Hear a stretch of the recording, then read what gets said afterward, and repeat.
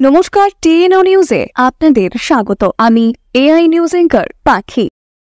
রাজ্যে চোর পুলিশের খেলা যেমন লুডো এবং সাপসিঁড়ি খেলার মতো হয়ে যাচ্ছে।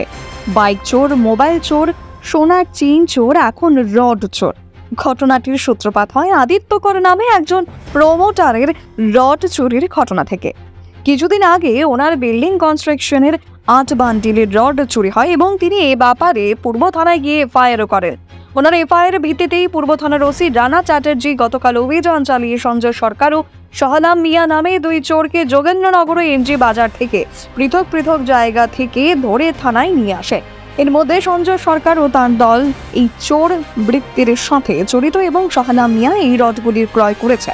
ওদেরকে জিজ্ঞাসাবাদ করে জানা যায় যে মোট 8 বান্ডিলের রড প্রায় 500 কেজির ওপর হবে, যার বাজারজাত মূল্য প্রায় 1 লক্ষ টাকা হবে।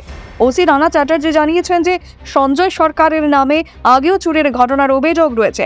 আজকে ওদেরকে মহামান্য আদালতের কাছে প্রেরণ করা হবে বলেও জানান তিনি। এখনকার মতো সংবাদ এ পর্যন্তই। পরবর্তী নিউজ ও আপডেটস দেখার জন্য অবশ্যই চোখ রাখুন টিএনও নিউজের পর্দায়।